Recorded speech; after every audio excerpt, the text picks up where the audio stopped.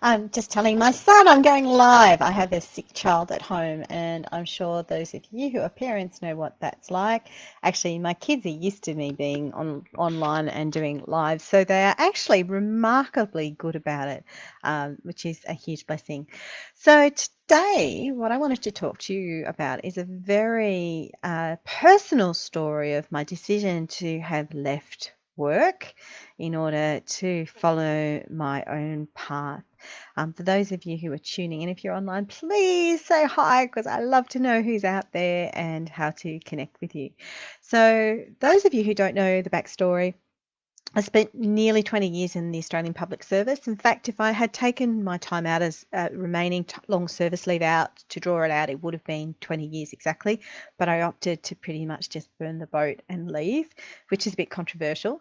And I had worked for a number of different departments, but mostly I'd been with the Department of Foreign Affairs and Trade, where I'd been for a number of years. So on the face of it, a very glamorous job. Pre-COVID, there was a certain amount of travel. Every year I used to go and talk to students at ANU studying Chinese, and I had many people wanting to join the department. I always had people wanting to ask me tips for how to get into the department. I had spent many, many years trying to get into that particular department. I'd done a master's in international relations. I think I'd applied like about 3 or 4 times before I got in. I was fairly persistent, and then I left. I tendered my resignation in early October last year, not long after my birthday, and my last day was Halloween. Now, I didn't realize it was Halloween when I did it. I just kind of went, pick a date, end of the month, that'll be it. And then I went, well, in a way, that's probably about right. So I just wanted to talk a little bit about that post work experience. Because it can be very scary for people, especially in this year of recession where a lot of people really worry about jobs. And I guess the first thing I'd say is that I have no regrets about the decision for me personally to have left my work. It was a personal decision that I made. And the main reason, I mean, there are a number, but a main reason was that I wanted to have my own voice. Now, as a public servant, you can say a certain amount of things on social media and other things, but you are limited, which is fair enough because you're a Commonwealth government official and you need to give impartial advice to the government. Now, since I've left, I haven't, written any vitriol pieces slamming the government in any way. But the point is, should I wish to do so, it's my right to do so. Whereas as a public servant, I did not have that right, whereas now I do. So for me, that freedom of speech was really, really important. And I wouldn't trade in that for the world. While it was such an honour to serve, that desire for me as a writer and someone in the creative sector to have that freedom of expression was really, really important. And also, too, something that I do talk about, but I don't sort of talk about in headlights, was that I was suffering really bad anxiety in my work for a number of reasons. I think I've always had it in childhood, and Dad has it, and so it's probably a bit genetic and inherited and grown up with it. But also, too, as a domestic violence survivor, there are a lot of things that are very triggering for me, including fairly brusque style of communications and conflict, in the workplace and other places, and a number of things. And what was happening was it was around about the 5th year anniversary of me getting out. Uh, a lot of things I hadn't really resolved 5 years ago because I didn't really have that emotional space to resolve. And, I had kids to look after, sort of all compounded, and they all just kind of went blurt out, if that makes sense. Like I just sort of had to bottle up so many things and keep going. And all of a sudden they really came out. And, I guess I just been dealing with things by just avoiding them. So if there was conflicts, I'd run away rather than stand my ground necessarily, for instance. So, if I didn't like someone, I'd just move to another job rather than sort of dealing with it. And I had a bullying issue in my section, which, just really triggered a lot of that. So it was pretty horrid to go through at the time, to be honest, but it was actually one of the most empowering things because it really forced me to work through those things. Now, it's a work in progress. I can't say I am cured or I am healed. Anyone with anxiety knows that. In fact, I have some really close friends who suffer regularly from anxiety. Sometimes it's so debilitating, it's hard to work at all. And I certainly found that, the really short time frames, compressed time frames in an office, the risk of getting things wrong on a regular basis on really complex issues that required judgment and worrying about being judged were really quite difficult to manage. But in this last year, I really, really healed so much and I feel so much stronger for that.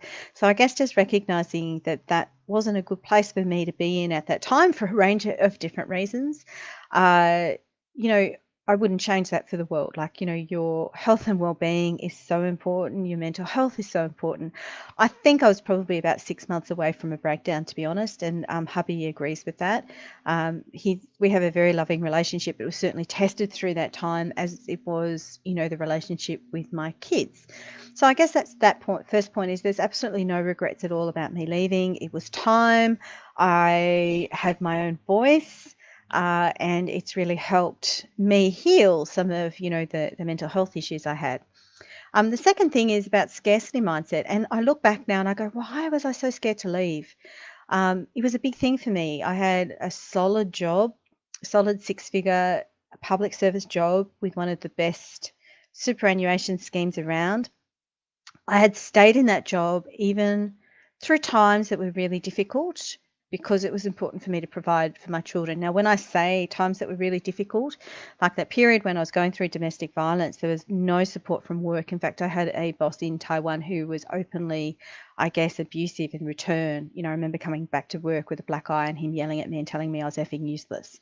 So, there were some very, very emotive things about my work that, I guess were really traumatic. But I was so scared to leave because the money, like I was so specialized in what I did. And I thought, like the world is going to end if I'm not earning money. Now, it was all a bit stupid because we were in a very good financial situation. I had been for a number of years, been saving and investing since 2005, pretty much. And even through divorce, had managed to really rebuild really well. Hubby and I had been working together actively for about 2 years prior to that, including 1 year of really intensive saving. So, I'm so glad we spent that year. We sort of saved off about $50,000 off the mortgage the year before I left. So we had reserves. And when I left, I took, I think it was 3.5 months of long service leave I had, and I think about another month of recreational leave. I took that all as one lump sum, parked it on the mortgage, and I haven't touched it. Like I had this date until March where I was like, well, if we get to March and I've run through the money, then I probably need another job. Well, March came, early March came, and it was fine. And then COVID hit, so I probably wouldn't have been able to get a job anyway. Or maybe I would have. Some parts of the public service, particularly um, in Services Australia, have really expanded. But, I was glad that I didn't have to do that. And the third thing is, it's just been great for family balance. Like I touched on that before, some of the anxiety that I was going through, and that it was a little bit stressful for the family when I would just sort of just get freaked out about the amount I had on and worry about managing that. Also known as panic attacks. That was, quite difficult. And I still do have panic attacks from some time to time, and I know a lot of people who do. We just work through that.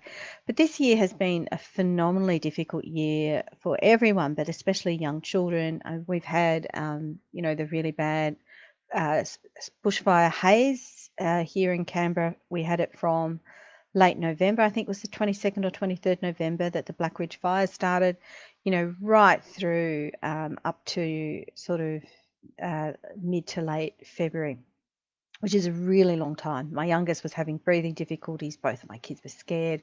On top of that, my eldest had anxiety issues related to his dad, and that really hit a peak in November, a couple of weeks after I left work. And then, of course, we've had COVID, and the youngest had been having really vivid nightmares about this, snowball careering through Australia and through his school, killing people that he was standing so close to it he could see the pink in it from the other people who'd been squashed before him. I know, scary, right?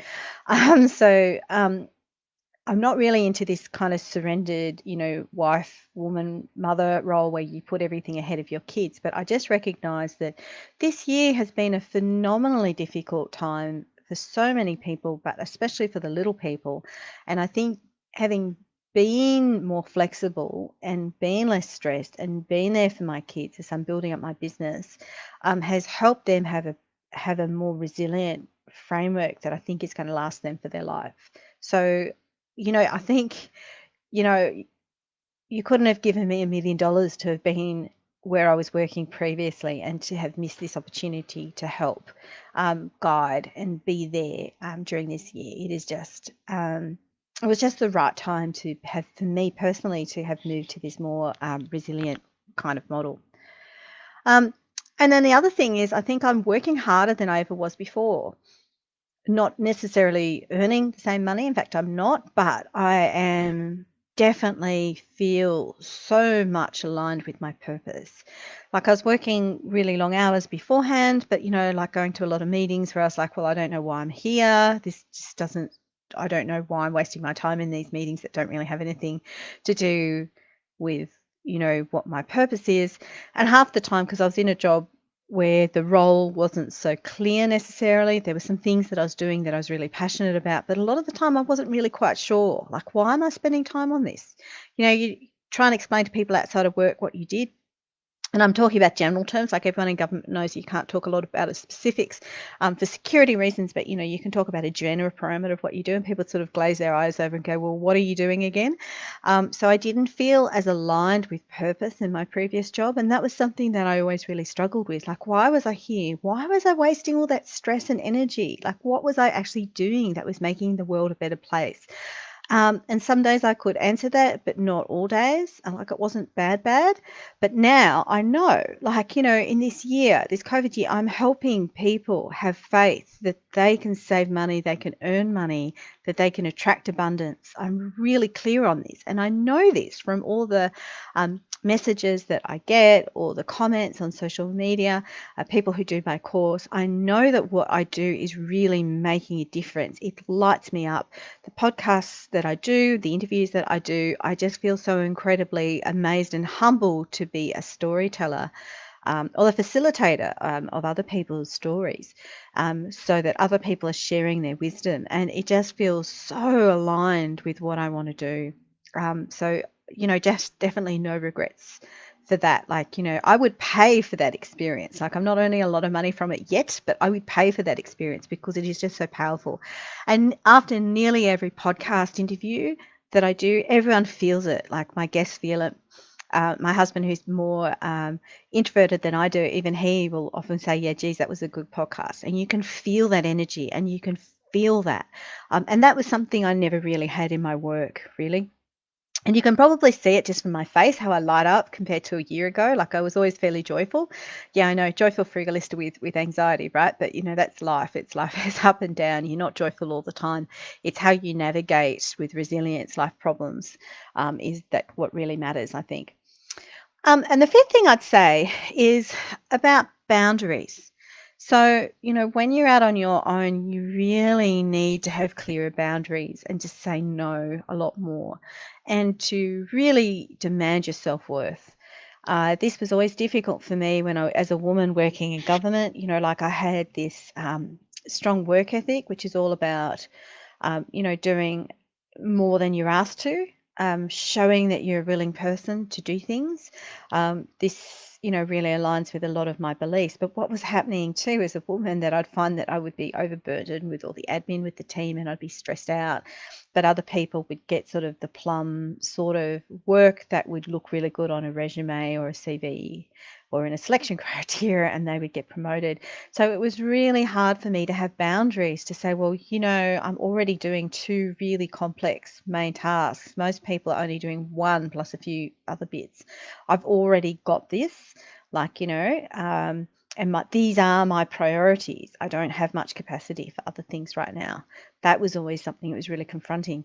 But, now that I'm in business, like, I have to do that, right? So I can't be writing all this content for free for everyone. I have to be very selective. I've had a few people who really wanted to help me with their projects, and I've had to say, well, no, actually, like, if I'm doing that, I'm not going to have any time to earn money for freelance writing or other things to do myself.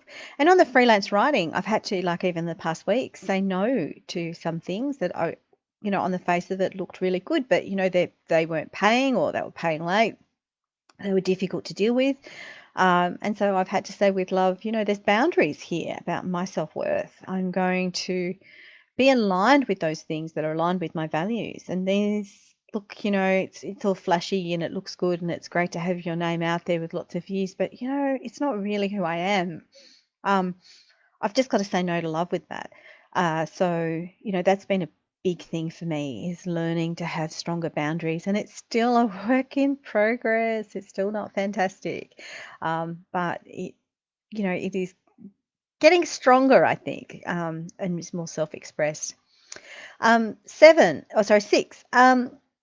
I have learnt the hard way that partnerships are not for me. Now, my late grandfather, maternal grandfather, Kelly, who was always known as Walker, I was quite close to him growing up. He was quite a bit of a controversial character. He, was fairly violent in his youth towards my nan and her family. He, had a bit of a drinking problem. By the time I was born, he'd largely gone through that, so I never saw that side of him, and I was always very close to him. Actually, I believe he was my favourite. I was his favourite in some ways. But, he was a very kind of polarising figure. But whatever else his faults may have been, and they were considerable, he was definitely a less than perfect man. He was scrupulously honest in business. And he'd had a stroke. It was not long after Christmas. We'd had a big family gathering, and then he had his stroke, and I'd gone up to see him in hospital. For various reasons, I was the only family member who was sort of in the state at that time. So I didn't drive, I didn't have a car, but I took a train up and went and saw him in hospital, spent some time with Nana. And he was in bed and not that well. And looked at me and he said, whatever else you do, never go into partnership with friends and family. If you're going to go into business, go it alone. And I'm like, yeah, Walker, whatever. Because, at that stage I was studying at university, I didn't really have any business plans. Well, over the past year, I've had 2 partnerships, and on the face of it, they were people who I thought I had really strong friendships with. I loved interacting with these people, loved swapping ideas. I was so excited. In fact, one of them was a real catalyst for me leaving my work.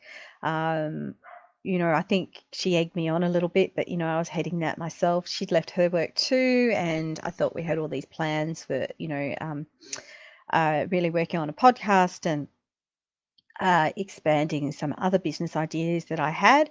And that all just went kaput dramatically a month after I left. And that was really, really soul breaking. I think it took me about 3-4 months to really get over the grieving for that. Like, not just the grieving for a partnership, but grieving over a friend that I'd lost. And then with all the parting kind of things that, really triggered some intense self-doubt about me. I mean, my God, was I an emotional wreck? Was I psychologically unstable? Was I a terrible friend? There was some things that happened there that really took me a long time to sort of pick myself up about and keep going. And then about March or February, I had another idea. March or April, which has now become the Joyful Business Club. And I invited someone on board who I also thought was a good friend, and I, loved her positive vibe, and I thought we were going to work together. But it really also didn't work out for a number of reasons. And I sort of felt like I was losing the control of it. I didn't feel it was so collaborative. There was some crucial information about things that were happening that I wasn't really consulted on. It was getting quite nasty, actually. And hubby looked at, a particular Facebook messenger conversation and said, yeah, that's not nice, some of the things she said to you. You need to get out of this. And I was like, okay. So I pulled the pin on that. And then once again, there was a fairly vitriolic kind of email. In fact, it was even nastier than the first one. This time I was mentally prepared for it. So I was like, well, this is a deflection. It's not actually, it isn't true of me. But that was very hard off once again, because not only had I had a partnership breakdown, but I'd lost a second friend, not just one, but 2, a second friend. And, all that potential self-doubt. But, within a week, I think I had renamed that concept as the Joyful Business Club. I'd thought about what I didn't like about it, was sort of going in a different direction to where I wanted to go, and I pulled it back in and I went straight ahead to what I wanted. My lovely hubby pointed out that I'm never really alone. I have him as a life partner, and we are a very strong partnership. And, also too, I'm part of a community or communities of many women and men. So just the fact that you don't get along with one person doesn't mean you're a horrible person. You can't get along with other people. But it was really quite emotionally difficult to sort of pick myself up from the floor and to keep going and to keep true to myself, to listen to where I wanted to go. So I've sort of learned that partnerships aren't for me. I need to respect my grandfather's dying words to me. He actually did die a couple of days after he said that to me. It was the last time I saw him. I need to respect and I need to honor that. And it is hard sometimes because people say, oh, let's go into partnership and stuff. And I'm like, look, I'm sorry, I just don't do partnerships anymore. I just don't. And I think in some ways I'm not picking the right people. I don't know if that makes sense. I'm not always as discerning enough. A friendship is quite different from a partnership, and not everyone is suited to go into partnership. So, that's kind of my big, big, big life lesson. And I also really crave validation, so I tend to overperform to seek validation from the other person, and that gets very dangerous. So I've just got to do it myself and just do things that I believe in, not because I'm looking for validation, but because I believe they're important to do. The 7 is that I've probably had more false starts than positive starts. And that's okay. They talk about how Thomas Edison tried, I don't know how many thousand times before he invented the light bulb, but it was a lot. And the Wright brothers, who I've been looking at their case study a little bit lately, I mean, they certainly crashed and didn't get off the ground more times than they get off the ground. So while I had all these wonderful plans this time last year about what I was going to do, a lot of them haven't really gone exactly the way I had thought. I thought by this time I would be earning even more than I was in my previous public policy job. Well, that hasn't happened, but it's good. Like we're still in a fantastic financial situation. The mortgage has, halved. In fact, it's more than halved, and we've got exchange traded funds now, and we've got other investments. And on the family front, I'm in a much more loving and peaceful environment, I think, than I've ever been. Like, my blessings are just amazing. Like, it's not all about the money that you're earning in. Like, abundance comes in so many different forms. So more and more false starts than you can imagine, but that's okay. And then the big things that I've achieved this year, I'm so proud of this podcast that I launched in early March. My intuition was calling at me, yelling at me, saying, launch it now. A couple of weeks after that, we went into complete lockdown and podcasts became very trendy for a while. Mine was even featured in the Canberra Times, I think about 3 weeks after launch. So it was fantastic timing, and the sort of material that I'd already recorded about financial resilience really, really struck a nerve and resonated with people at the time they needed it. So I was so glad that I listened to my intuition to do that. And same with the Joyful Business Club. We now have over 360 people on this Facebook group. I mean, how amazing, right? From something where I didn't even know if that concept would work to that is just amazing. I'm on a course at the moment with the Canberra Innovation Network to take this forward. At times it's scary, at times there's so much self-doubt, but despite all the false starts, like, ultimately it's there, it's getting me there. I mean, I've had 7, I think, TV appearances this year. I've had more radio interviews than I can count. I certainly have seen myself on the front cover of, the Daily Telegraph and the Herald Sun several times. One time, I think my picture was even larger than Taylor Swift, thanks to my aunt who pointed that out. So despite all the, false starts and the difficulties, there are some amazing things that I'm proud of and that I'm celebrating, especially tomorrow, which marks the full anniversary. And I guess 8 is that I'm constantly evolving. Things are constantly evolving. When you say no to things, and I've just said no this week to some, freelance work that you'd say, well, why would you say no to that? And I said no to it because for a number of reasons, including scarcity mindset, it was difficult to get paid. I was chasing payment. They weren't that nice to work with, and the values weren't quite there. And having that courage to say no to that was really huge. But I'm constantly evolving. Like, every week it's like, well, what do I do differently? How do I do things differently? How do I learn? How do I pivot from this? How do I move forward? And that can be really hard to do when the self-doubt kicks in. Like if I had been in my previous job, I'd be earning six figures and with good super, and wouldn't be much travel during COVID, but certainly a lot of other opportunities. But not happy, anxiety through the roof, not happy. So constantly evolving. And I guess that's brings me to my next point, that you've just got to have faith. You've got to have faith in your vision.